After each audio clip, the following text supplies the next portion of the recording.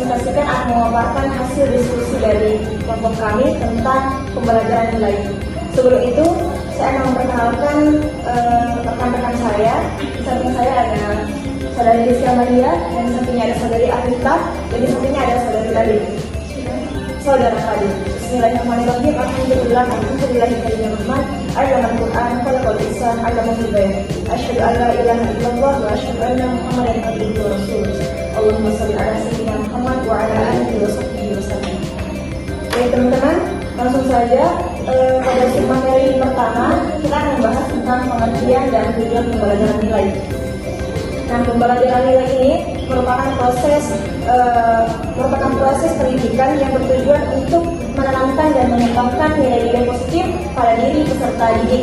Nah, nilai-nilai tersebut ini akan menjadi pedoman dan prinsip kepada peserta didik untuk dapat bersikap dan berpikir serta bertindak sesuai dengan pedoman dan prinsip pada pembelajaran nilai itu sendiri. Kemudian ada peran pembelajaran ini memiliki fokus pada metode efektif atau afektif, yaitu sebagaimana peserta didik dapat merasakan, menghargai, dan menghayati nilai-nilai yang telah diajarkan. Itu pengertiannya ya teman-teman. Adapun tujuannya ialah tujuan pembelajaran nilai itu sendiri untuk menanamkan atau mengembangkan nilai-nilai luhur dan nilai-nilai untuk beramal mulia serta memperkuat nilai karakternya, seperti itu.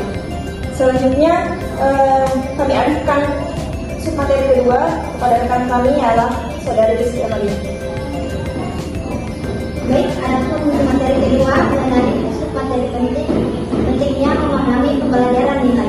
Dalam submateri ini terdapat 4 nilai utama yang harus diterapkan dalam kehidupan sehari-hari. Yang pertama, nilai universal. Nilai universal merupakan nilai-nilai yang diakui secara moral dan berlaku untuk semua manusia, seperti kejujuran, kasih sayang, dan toleransi.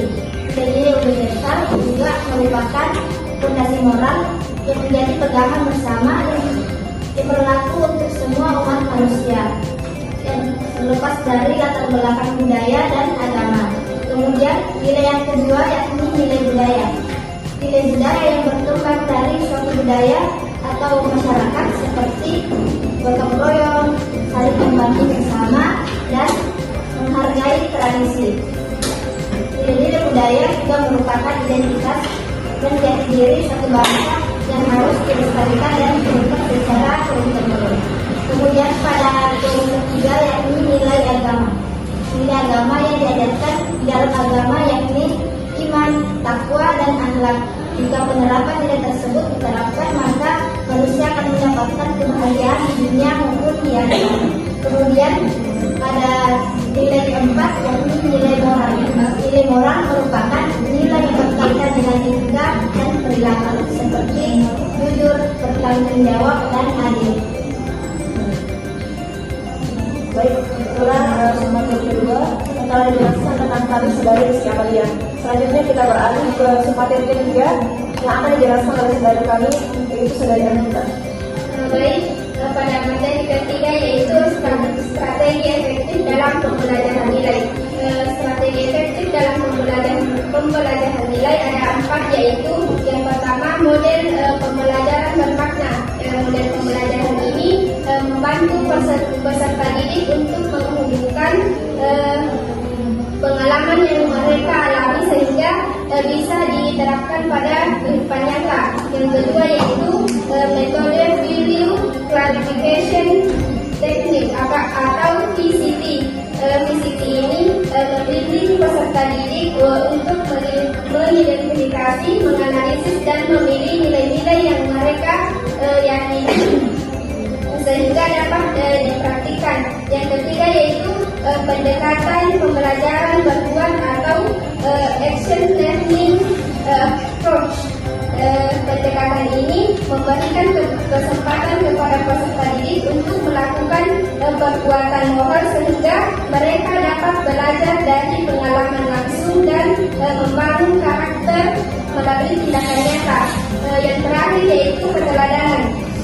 Guru sebagai sosok yang harus diteladani sehingga peserta didik dapat mengimplementasikan yang guru berikan kepada peserta didik. Baik, itulah penjelasan dari submateri 3 dari Adinda. Kemudian kita lanjut ke submateri 4 yang akan dijelaskan oleh saudara Fadil.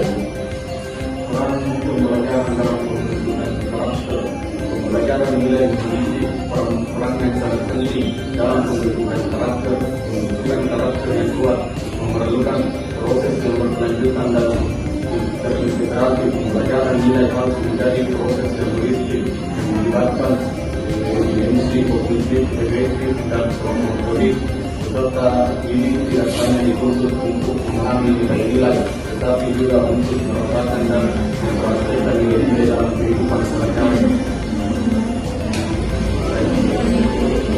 Baik, itulah dari penjelasan dari saudari Fadil tentang submateri 4. Sekian dari kakak kami, mungkin sekarang kita akan membuka sesi tanya jawab. Kami silakan untuk 3 penanya. Bagi yang ingin bertanya, silakan. Baik, silakan saudari Wakila. Terima kasih atas kesempatan yang telah diberikan. Tadi telah dijelaskan bahwa pembentukan karakter yang kuat memerlukan proses yang berkelanjutan dan terintegrasi. Nah, yang menjadi pertanyaan kami yaitu mengapa pembentukan karakter memerlukan proses yang berkelanjutan dan terintegrasi? Baik, selanjutnya pertanyaan kedua. Baik, terima kasih untuk kesempatannya. Hari ini saya tanyakan pada materi ini yaitu bagaimana strategi-strategi pembelajaran ini dapat diadaptasi untuk setiap atau berbagai tingkatan usia dan latar belakang pendidik peserta didik. Bagaimana strategi-strategi pembelajaran ini dapat diadaptasi untuk berbagai usia dan latar belakang peserta didik. Baik, terima kasih. Selanjutnya ke pertanyaan ketiga dari saudari Baik, seperti yang dijelaskan tadi oleh saudari Adinda pada strategi khusus dalam pembelajaran ini baik pada poin terakhir yaitu keteladanan. Jadi pertanyaan saya yaitu apa yang terjadi jika guru tidak menunjukkan keteladanan yang baik? Baik, terima kasih atas pertanyaan-pertanyaannya teman-teman. Langsung saja kami akan menjawab. Untuk pertanyaan pertama, saudari Wakila akan dijawab oleh saudara Fadil. Silakan. Mengapa saya akan menjawab pertanyaan dari Wakila? Mengapa pembentukan karakter